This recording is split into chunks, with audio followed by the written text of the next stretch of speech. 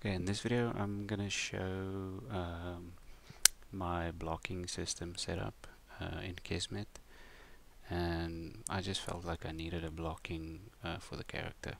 So, and I decided to make a video of it because at first glance, it felt like an easy setup, and I actually needed to come up with some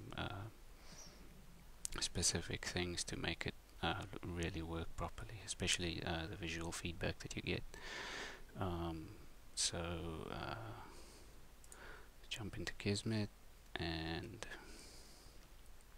okay, so first thing, obviously set up the button event, and I've decided to use left shift for the block, which is right by my attack and jumping controls. So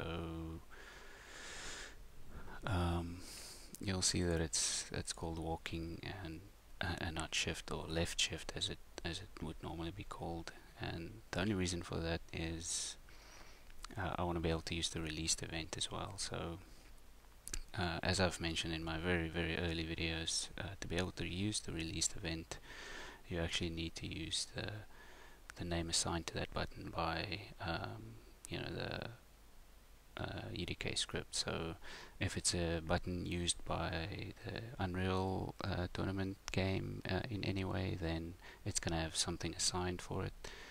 So to be able to use the released event, you actually need to use that name and not the actual button name. So if you just use the button name there called left shift, you won't be able to use released.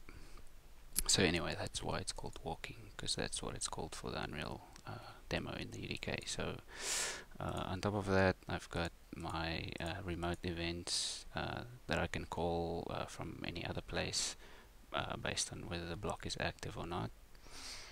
And then these ones, I'm just disabling these things. So while I'm blocking, I don't want to be able to do the dodge move or do attacks or jump or whatever. So it's all about just disabling that stuff and then re-enabling it when you release it. And to activate the actual block, I just do a toggle to guard mode. So when you get attacked, you don't lose health, and that's what the point is of the block. So this part was the easy part.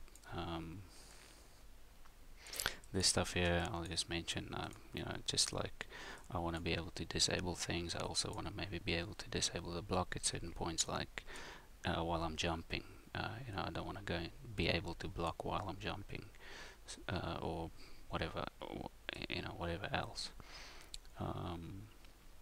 So that's this was the symbol part, and then so there's a few different parts to making this really work, and I'll look at the next part, which is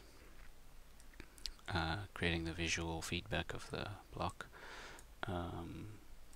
So I'm gonna skip over some stuff and I'm gonna put that in the next video instead, but I'll just show the basics on this one.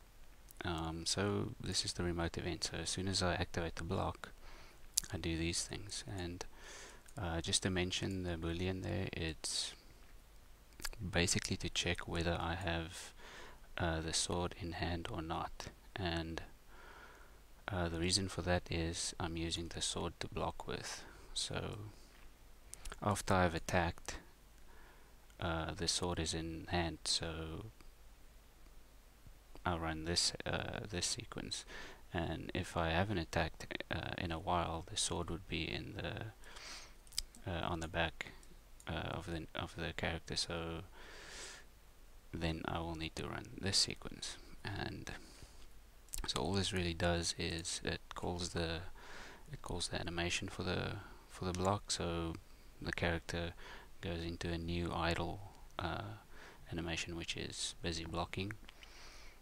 And this event I'll also show in the next video is actually pausing the sword being sheathed.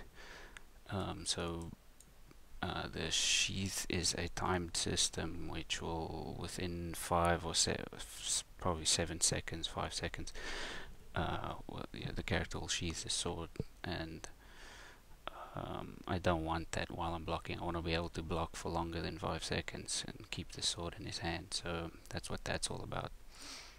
And so pretty much check whether the sword is in hand, and let me actually just show that. This is my attack sequence, so as soon as I attack, I set this to true, that now the sword is in his hand. And so if I push block, sword is in hand, run this, I don't need to put the sword in his hand, I don't need to do anything, I just need to call the animation. So if the sword isn't in his hand, run this, so I need to put the sword in his hand, which this attach is doing. Then I need to play the animation, which is the same as this one. Then I need to actually run this remote event, which essentially gives me these parts, which is required for the sheath stuff to work, so that I switch the character over to the correct animation. If I go out of block, I'm in the correct idle animation. I reset the sheath counter. I need to actually run this when I pull out the sword, so that it actually works properly.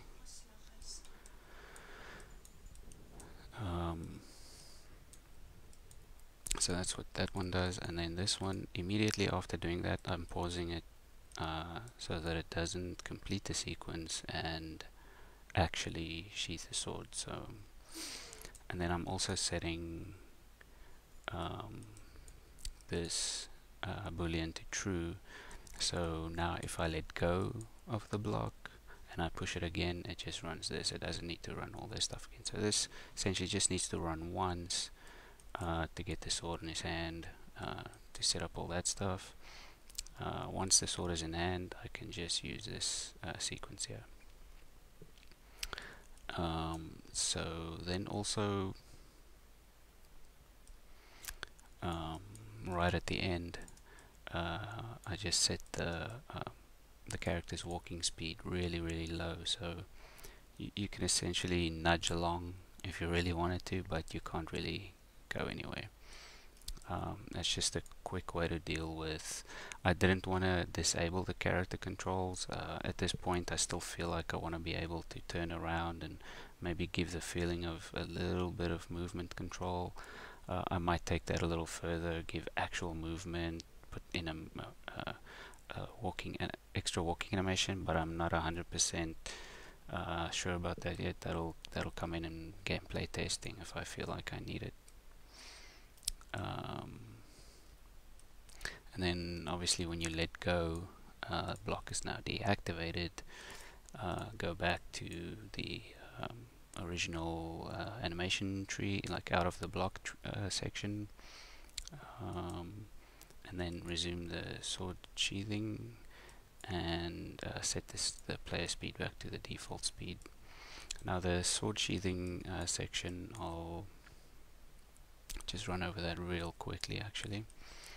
So as I've mentioned, on pulling out the sword on the block move, I need to actually run this. So that's what this does. It's just to run these 3 nodes here. It's just to activate the correct animation tree, and that's pretty much all I need from that. So when I go into block, I pause the sword sheath timer basically. So I have to stop this delay and this delay, which is just in front of the actual counter, and this delay actually runs the counter, and I basically stop that one dead because it doesn't really matter, and then I pause this one, so if the sword was about to be sheathed, it's just to keep that so that it doesn't restart every time. I'm just pausing it instead of stopping it. I can do it either way, it doesn't really matter. It's just a timing thing. And that's pretty much what the pause does whenever I call it. Whenever I'm going to the block mode, I call the pause. so that the sword will never be sheathed while I'm blocking. And then as soon as I let go, I call the resume, which I only need to do on this delay because this one doesn't actually have anything to do with the counter. So I just need to restart the counter, and it'll go through, and this boolean will get set back to false, so that now the sword is set to not being in hand. So the next time I call the event, it'll know that the sword isn't in hand. So and the sword sheathing stuff, that's all explained in earlier videos, so I'm not going to go over that again. So just going into block mode, set it to God mode, and run all these things, basically just to play animations and get the sword in the hand. And if you go out of block mode, have the correct idle animation playing with the sword in the hand. So it feels like it feels very complex, but it's not that complicated. So in the next video, I'm going to show what's required to get the effects working properly, so that while you're blocking and you're getting hit, there's an effect playing firstly, and secondly the correct effect. It's not like the normal blood effect or whatever that actually took a little bit more thinking than I thought would be required when I first started to do this. Okay, so over to the next video.